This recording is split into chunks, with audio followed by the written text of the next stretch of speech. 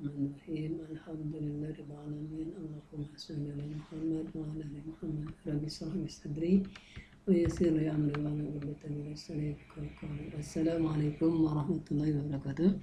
Selamat malam, pagi ataupun siang bagi mahasiswa yang di kuliah informatika dan teknologi bersama saya di pertemuan 10.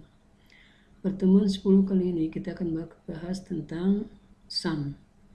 Bagaimana bekerja dengan sum, apa itu sum, dan seterusnya. Ini agenda kita hari ini. Nah, kita akan bicara tentang sum, database, tabel, dan how to work with sum di pertemuan sekarang. Ini teori dasar tentang sum. Sum itu adalah tool gratis atau open source yang biasa digunakan untuk menjalankan aplikasi web server. Di dalam sum itu sudah ada include Apache server, MySQL server, PHP, dan Perl. PHP dan Perl ini tidak akan kita bahas, ini adalah bahasa coding untuk web. Sementara kita bicara tentang Android untuk pembelajaran. Makanya akan kita pelajari lebih jauh adalah MySQL server. Apache digunakan untuk menjalankan web servernya. Nah, dengan aplikasi sum ini kita bisa membuat database dan tabel secara gratis dan mudah untuk keperluan pengembangan aplikasi pembelajaran. Apa itu database, apa itu tabel, nanti akan kita bahas di slide berikutnya. Kemudian di mana sum bisa diunduh? Sum bisa diunduh, di-download di situs ini.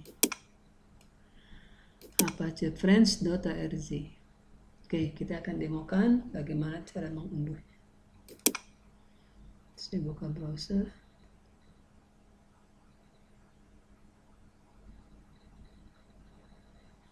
Kemudian di alamat URL, di kolom URL, ini namanya kolom URL, ini saya ketikkan sum. Saya tekan enter. Nah, ketika saya tekan enter muncul halaman seperti ini yang di-searching oleh Google. Di sini ada sum, installer, dan download for Apache Friends. Ini nama situsnya untuk download tadi. Di sini ada menu download sum. Klik. Sini ada versi Windows, versi Linux, dan seterusnya. Karena saya bekerja di basis Windows, saya ambil yang versi Windows. Yang mana Pak dari sekian banyak ini? Terserah saudara-saudara mau ambil yang mana. Saya pilih yang terbaru. Ini yang terbaru. Klik. Oke, karena sudah saya install sebelumnya, muncul dialog seperti ini, duplicate link. Tidak apa-apa. Saya simpan di PJJ. Ini adalah download yang ketiga kalau saya nggak salah. Nah, ini download yang ketiga. Biarinlah ya untuk pembelajaran saudara. Klik start download.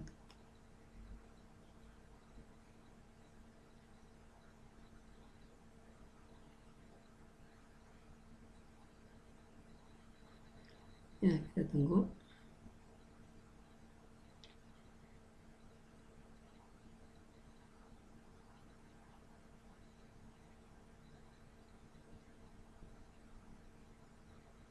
Oke, klik. Kalau sudah, saya klik open folder. Nah, ini adalah hasil install downloadan yang tadi. Kemudian, selanjutnya kita install tool sum ini. Caranya adalah klik kanan, ambil menu Run as Administrator. Karena saya menggunakan sistem operasi Windows basis sistem Windows 8, maka kalau mau menginstall tool atau aplikasi di luar Windows, ini harus menggunakan administrator. Maka saya pilih menu ini, klik.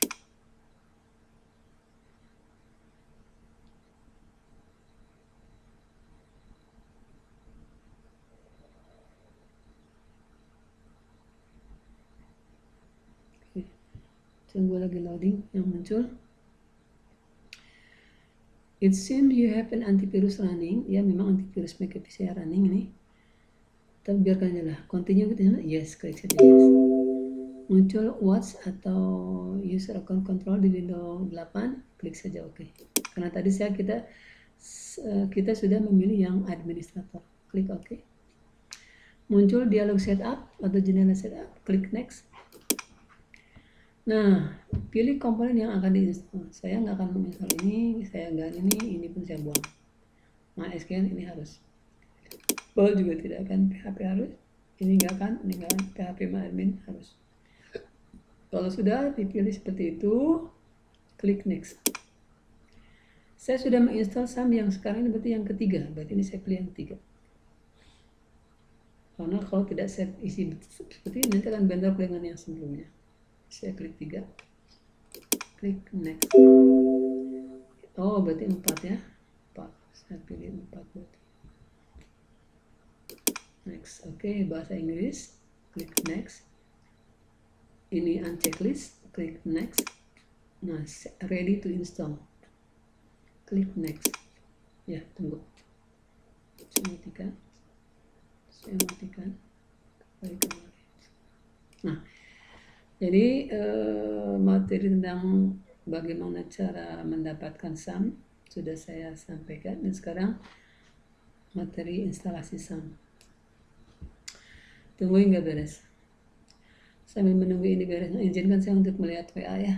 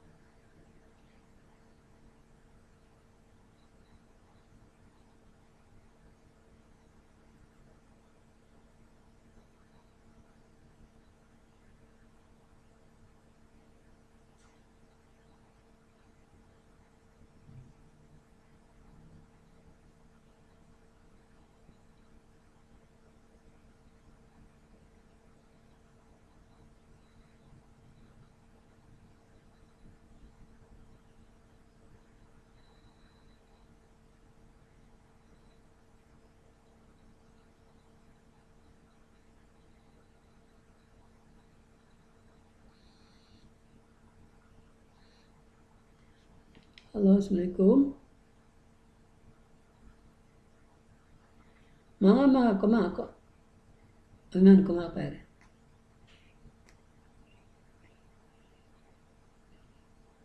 Mohon.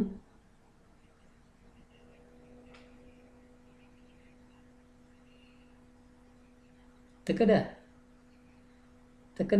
Apa nih? Mohon. Jadi kalau ada pertanyaan yang sifatnya umum, artinya digunakan oleh semua prodi, tetap dimasukkan oleh masing-masing prodi.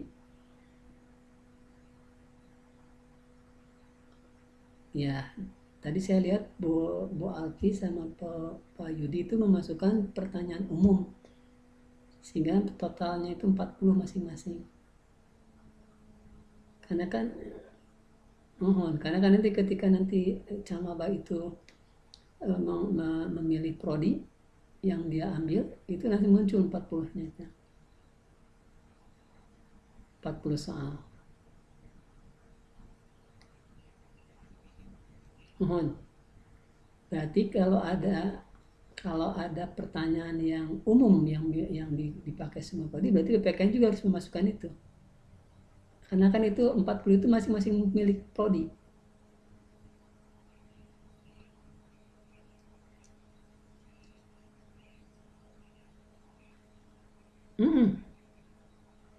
Logikanya begini, karena itu 40, kalau 40 dengan bobot, mohon sadaya tadi, sadaya anak umum sareng anak prodinya.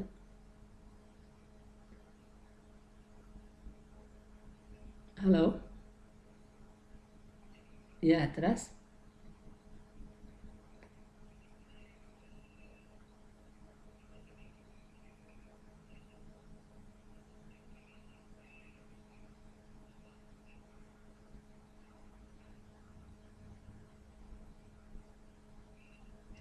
Hmm.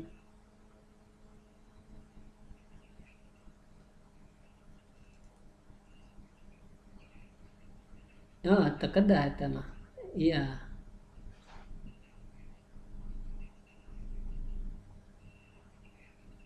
iya betul. Iya betul. Itu milik prodi itu. Heeh. Iya, dilewat. Kalau mau ngerjain punya PPKN. Iya, siap. Mohon. Iya, betul.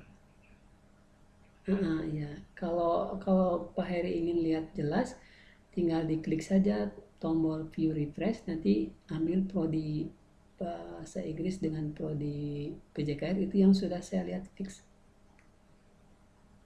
Bisa dilihat sama Pak Heri sebagai reference.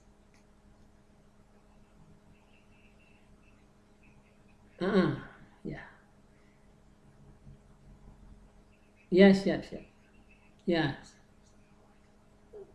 mohon saya. Iya, yuk. Waalaikumsalam warahmatullahi wabarakatuh. Ya, lanjut, mohon maaf ada telepon dari rekan kerja. Sekarang instalasi sudah selesai. Di sini ada pernyataan setup has finished, completing. Do you want to start? Yes, click finish. Oke, tunggu. Do you want to start artinya apakah ini akan menjalankan sum? Ya, kita tunggu ya. Oke, laptop saya sedang bekerja. Nah, muncullah seperti ini. Control panel sum versi 324. Di sini ada modul Apache MySQL yang masih belum aktif. Cirinya aktif apa, Pak? Di sini warna hijau. Hijau ya. Tadi ketika instalasi kan kita nggak install Fazilla, nggak install Mercury, nggak install Tomcat. Jadi dua ini yang harus hijau. Bagaimana cara menghijaukan ini atau menjalankan modul ini, service ini? Klik tombol start. Ini start punya Apache. Ini start punya MySQL. Kita mulai dari Apache dulu. Klik start. Sekarang kuning, ini lagi loading.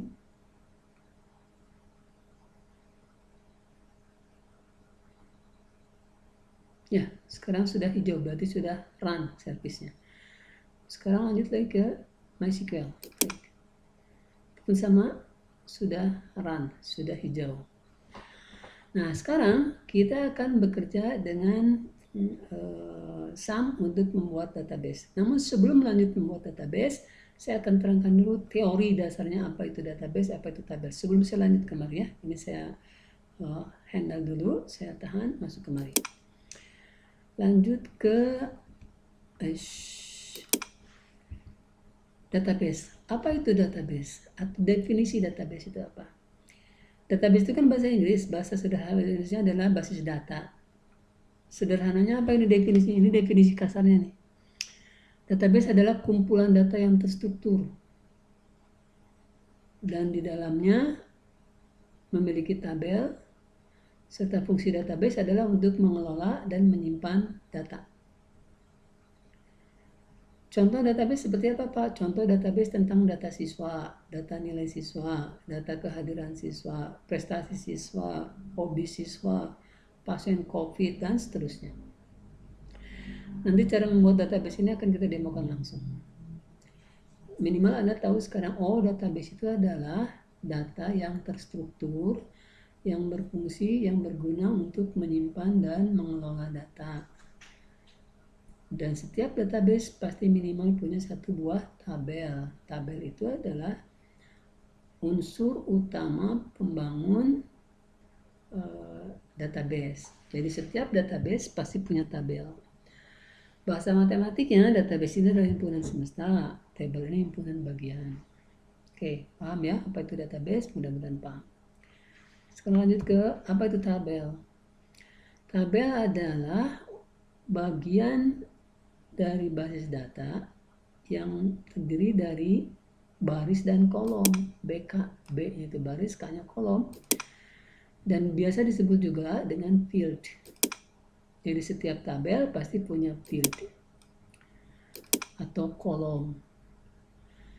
Nah, setiap field di dalam tabel pasti punya tipe data. Nah, jenis datanya ada yang berbentuk karakter, A sampai Z, ada yang berupa angka numerik, ada yang berupa tanggal, berupa jam, berupa image, dan seterusnya. Jadi setiap tabel pasti punya field, setiap field pasti punya tipe data. Kalau di coding Anda mengenal string, ya kan? Integer, numerik, dan seterusnya. Date, time, dan seterusnya. Nah, setiap tabel juga pasti memiliki minimal satu buah field yang berfungsi sebagai primary key. Jadi setiap tabel minimal punya satu field primary key. Apa itu primary key? Ini penjelasannya. Maaf, primary key adalah kunci unik. Kunci unik ya ini, kunci unik. Kunci unik. Kunci unik artinya nggak sama, nggak ada yang sama unik itu. Hanya satu. Kunci unik yang berfungsi mencegah data duplikat. Jadi primary key itu adalah kolom di dalam tabel yang berfungsi untuk mencegah duplikat data atau ganda. Selain itu, fungsi primary key adalah menghubungkan dirinya atau tabelnya dengan tabel lain jika tabelnya lebih dari satu. Insya Allah akan belajar ini lebih jauh. Nah, cara membuat tabel pun akan kita demokan langsung. Nah, itu teori tentang tabel. Selanjut sekarang ke demo dengan sum, membuat database, tabel, field, dan primary. Oke, kita demo. Lanjut ke yang tadi. Setelah Apache dan MySQL running, saya klik tombol admin. Admin punya Apache. Klik. Nah, ini halaman dashboard dari sum. Di sini ada menu application bla bla bla. Ambil yang menu phpMyAdmin, klik. Kalau muncul error seperti ini, jangan gugup, jangan kaget. Kenapa? Ada petunjuknya di sini nih. Ada settingan yang nggak valid katanya. Ada user yang passwordnya nggak ada. Karena saya yang pertama kali menginstall sum ini menggunakan password, sementara sekarang di pembelajaran hari ini saya menginstall sum yang keempat kali, maka sum yang ini terinterpret oleh sum yang sebelumnya. Sehingga saya harus merubah user rootnya ini. Di mana saya merubahnya? Saya merubahnya di sini. Ini kan ada di kolom phpMyAdmin ya. Masuk ke C, sum 4, phpMyAdmin. Kalau ada error kayak gitu, ada config di sini. Nah, bitsman config. Oke, ini file config. Klik kanan, edit with Notepad++.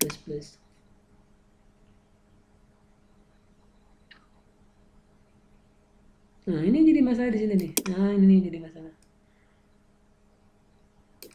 Ini kan, nah ini nih. Rootnya itu harusnya dikasih password. Kenapa saya kasih password? Karena waktu menginstal sum yang pertama, itu saya kasih password.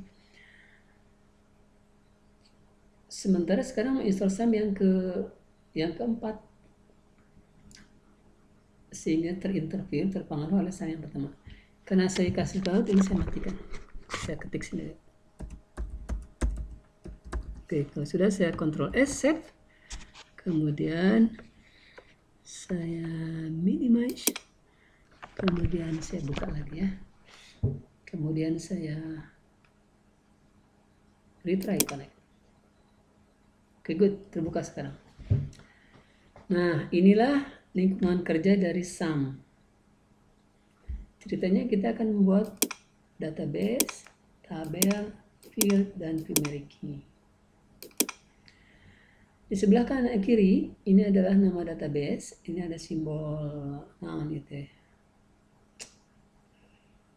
Kaleng, tabung, simbol tabungnya yang database. Nama database ini yang sudah pernah saya buat. Sekarang kita akan membuat nama database baru. Bagaimana cara membuatnya? Di sini ada menu database. Klik. Nah, di sini ada kolom database name. Klik. Saya akan buat nama database-nya adalah DB yang database.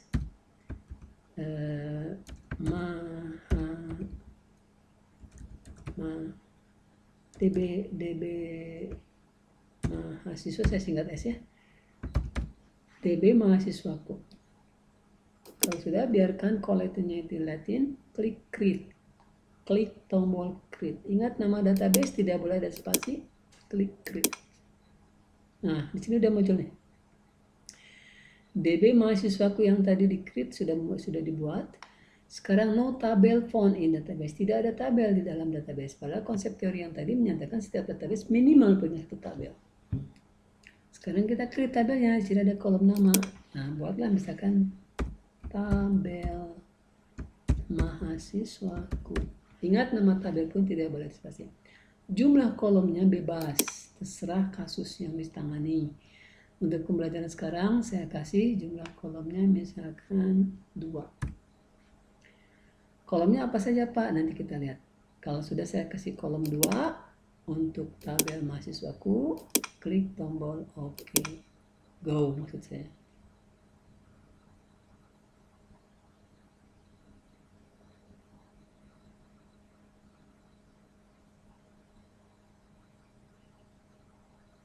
Ya, tunggu. Nah, sekarang masuk ke kolom isian field, nama variabelnya. Name, isikan di sini dengan kolom yang ini dengan nama field atau nama kolomnya. Tadi kita punya 2 kolom. Nah, sekarang kita masukkan kolomnya adalah name. Ingat, nama variabel kolom pun, nama variabel field pun nggak boleh ada spasi. NIS, nomor induk mahasiswa. Ini nama dari kolomnya. Ingat, sekali lagi nama kolom tidak boleh ada spasi. Kalau mau ada spasi, kasih underscore. Ini tipe datanya apa? Sini ada pilihan. Integer, int, ini berarti tipe datanya angka. Jadi name ini nanti menampung data angka. Tapi karena angka di dalam name ini tidak akan dikalkulasi, tidak akan dihitung-hitung, maka saya pilih yang varchar. Varchar ini adalah alphanumerik. Di jangkauannya ada di sebelah kanan tuh. Kalau saya sorot tuh muncul tuh kotak hintnya, tuh kotak petunjuknya muncul, teks muncul, date muncul, ini integer dan seterusnya. Oke, saya pilih yang varchar. Jadi name bertipe data varchar, struktur datanya adalah varchar. Sekarang panjangnya berapa name? Rata-rata name itu 9 atau 10, saya ambil 10. Kemudian masuk ke atribut, apa ini atribut? Oke, biarkan indeks. Nah, masuk di indeks sekarang primary. Ketika saya pilih name dengan indeks primary key, maka klik tombol go, maka data name tidak boleh sama. Tidak boleh ada yang duplikat. Jadi kalau saya kasih primary key di kolom name, berarti data apapun milik name tidak boleh ada yang ganda. Sehingga saya mencegah data duplikat dengan teknik primary. Kalau sudah, lanjut ke kolom kedua, yaitu adalah nama mahasiswa. Tipe datanya nggak mungkin ada nama angka saja, kita ambil varchar. Panjangnya berapa? Misalnya 50 panjang karakternya. Kalau sudah, klik tombol save. Yang lain biarkan, klik tombol save. Lihat, nah ketika diklik tombol save, di sini muncul nama tabelnya adalah T mahasiswaku, milik tabel DB mahasiswaku. Ini kalau saya klik tuh, plus, jadi tabel mahasiswaku adalah himpunan bagian dari database mahasiswaku. Di dalam tabel ada field atau kolom. Nah, ini filenya. Nah, ini kolomnya. Name dan nama. Tanda apa ini? Tanda kunci menyatakan ini primary key. Tipe datanya varchar, masih varchar. Artinya hanya menampung alphanumerik A sampai Z atau angka. Oke, itu demo membuat database, membuat tabel, membuat kolom, dan membuat primary key. Sudah selesai nih. saya rasa untuk pertemuan kali ini. Minggu depan kita akan membahas bagaimana cara memasukkan data ke dalam tabel. Baik, karena sudah malam, pukul 9 malam, saya rasa cukup dulu sekian pertemuan kita kali ini di pertemuan 10. Saya simpulkan sebelum saya akhiri. Pertama adalah saudara sudah mengenal konsep database, saudara sudah mengenal konsep table, saudara sudah mengenal field dan primary key. Kemudian saudara sudah mengenal bagaimana instalasi sum, bagaimana cara mengunduh sum. Insya Allah minggu depan atau pertemuan berikutnya 11 kita akan bekerja dengan database yang sudah kita buat tadi dan akan disimpan di aplikasi aplikasi pembelajaran kita basis Windows sebelum kita transfer ke basis Android. Baik, itulah materi kita hari ini pertemuan 10. Saya rasa cukup dulu sekian. Terima kasih atas perhatian saudara. Alhamdulillahirrahmanirrahim. Assalamualaikum warahmatullahi wabarakatuh.